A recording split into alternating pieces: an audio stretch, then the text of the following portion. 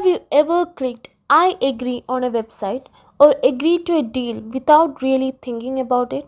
Well, you have entered into a contract, whether you realized it or not. Today, I am going to explain three powerful words: offer, acceptance, and consideration.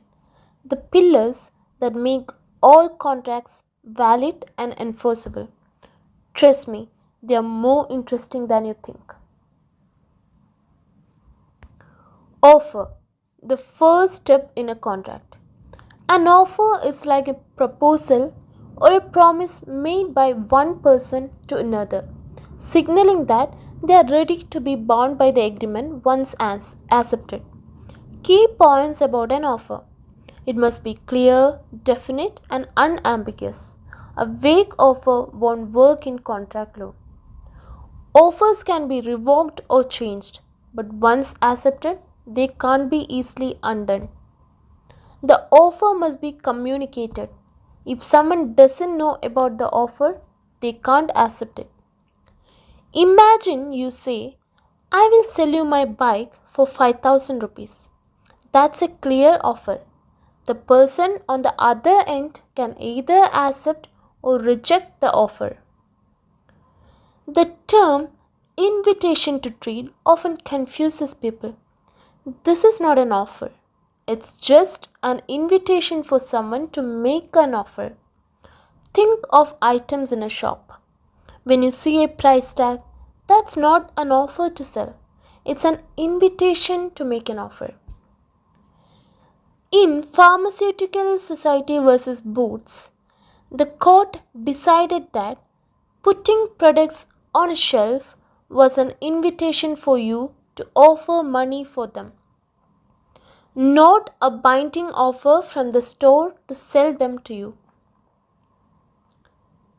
Now, acceptance, the agreement. Once an offer is made, the other party must accept it for the contract to be formed. Key points about acceptance. Acceptance must be unconditional and mirror the terms of the offer.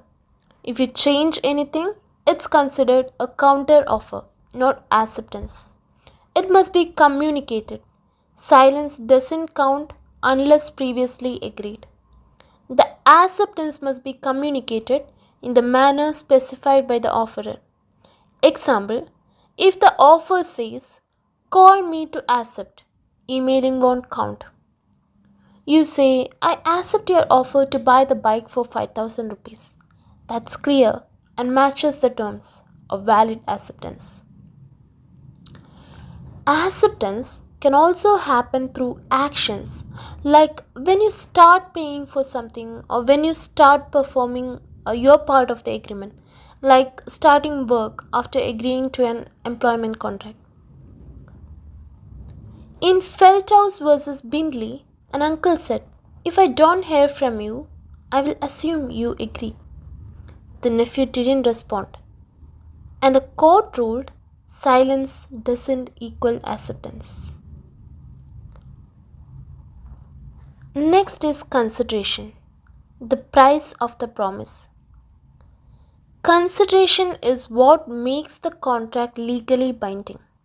It's the value exchanged between the parties. Key points about consideration. It must be something of value. It doesn't have to be money. It could be goods, services, or even promises not to do something. The consideration must be sufficient but not necessarily adequate. In other words, the law doesn't care if one side is getting a great deal. As long as it has value, it works. Past consideration doesn't count. You can't sue someone for a promise to pay you for something you have already done unless you had a prior agreement. In the bike example, you give 5000 rupees and I give you my bike. That's consideration for both parties. Even something tiny can be consideration. As seen in Chapel and Company versus Nestle, Were wrappers from a chocolate bar were considered part of the consideration in a promotion. In that case, the court ruled that even a small thing like a chocolate wrapper can count as long as it has agreed upon value. Use some real life scenarios to keep things interesting.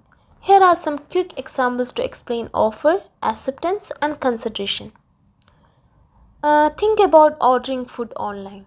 What's the offer? The restaurant lists the menu with prices.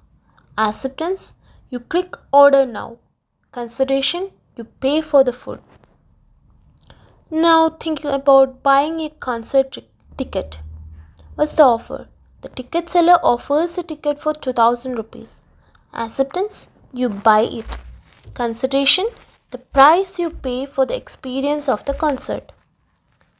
Now consider the job offer. What's the offer?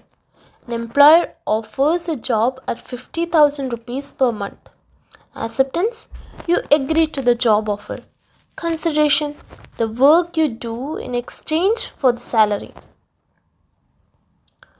To wrap it up, offer, acceptance, and consideration are the core elements of every contract. Without them, you don't have a binding agreement. So, next time you make a promise or sign a document, remember these three essentials. They are the reason why contracts exist in the first place. If you found this video helpful, don't forget to like, share, and subscribe for more easy to understand legal breakdowns on Lizard World. Thank you.